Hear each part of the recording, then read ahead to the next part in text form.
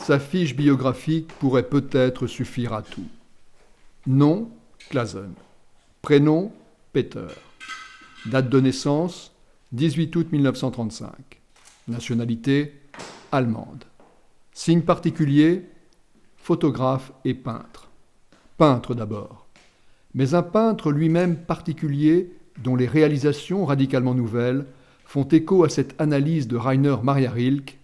Les œuvres d'art sont toujours le résultat d'un danger couru, une expérience conduite jusqu'au bout, jusqu'où personne ne peut aller plus loin.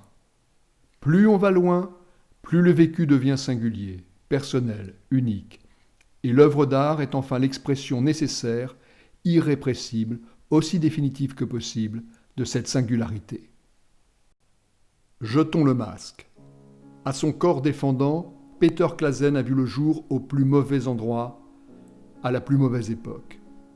Pour résumer, le Reich, c'est-à-dire une course brutale, hallucinée, vers l'inhumanité. Comment, dans son propre pays, une pareille horreur, à Auschwitz, fut-elle pensable ? Blessure d'autant plus insondable que l'intéressé avait grandi dans une famille cultivée, ouverte, avec un grand-père collectionneur et un oncle peintre, Karl Christian, qui suivit les cours d'un maître soi-disant dégénéré, l'immense Otto Dix. Puis, 5 ans, 6 ans, 7 ans durant, l'infernale démesure. Dans un monde réduit à la seule loi du talion, Peter Clasen vit sa ville natale, Lübeck, s'écrouler sous les bombes en 1942. Il apprit la mort de son oncle, déchiqueté par une grenade à Königsberg, et la disparition de son père, dont il se rappelle encore l'ultime étreinte, l'infinie douceur sur le quai d'une gare. Cruauté à usage intime. C'est une banalité partagée par des millions de gens, en Allemagne et malheureusement partout ailleurs, souffla-t-il jadis. Cette cruauté décida de sa vie. Elle décida de son destin d'artiste. Elle décida de son style, le style Clasen, semblable à un alphabet signalétique, immédiatement identifiable sur n'importe quel continent. Ça, c'est un travail de longue haleine et d'obsession. C'est-à-dire, il y a quelque chose d'essentiel qu'il faut essayer d'élaborer pour sortir un langage qui est reconnaissable, qui t'appartient, et qui est un processus donc, sur des années et des années qui finalement, tout qu'on fait, jamais terminé. C'est une aventure qui se répète tous les jours. Dès que tu rentres dans l'atelier, cette question, c'est après, se pose comme une question essentielle. Et finalement, c'est ce qui fait un style, un langage qui se développe sur des années et devient ton identité, en quelque sorte. On connaît les éléments de son langage initié dès la fin de 1959, lorsqu'il s'installa rue Bonaparte, dans l'effervescence de Paris. Des hommes et des femmes traités selon un protocole clinique. Des gros plans, des déchirures, des fragments, des accessoires, des grilles, des bâches, des liens, des chaînes, des verrous, des panneaux, des pictogrammes, des manettes, des compteurs, des néons. Répétons-le.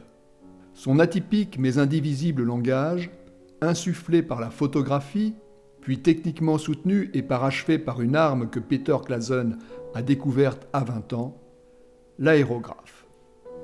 En l'occurrence, une espèce de laser pulvérisant, avec une précision sidérante, ses couleurs franches, ses tonalités fortes qui sont aussi sa marque. Il me faut des outils spécifiques, particuliers pour y parvenir, et donc l'aérographe, cet instrument magique, ce pistolet, ce bistouré du chirurgien, avec le geste chirurgical, j'opère par rapport à la réalité que je capte à travers mon appareil de photo. Voilà l'histoire.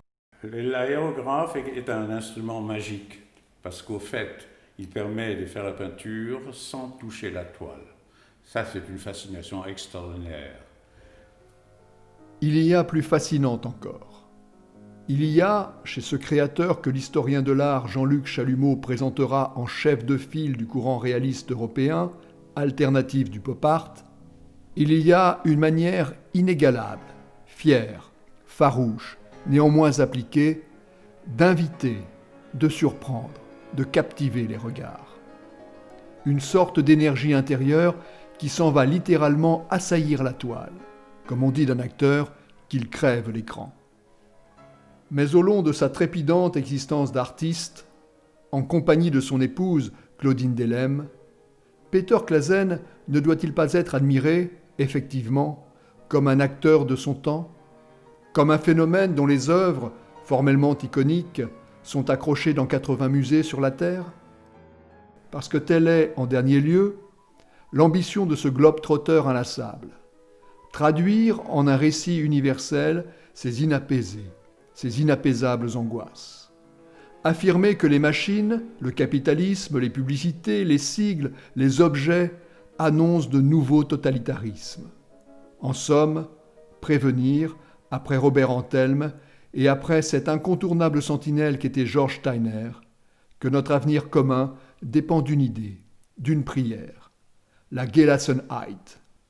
Comprenons, la disponibilité à la vie.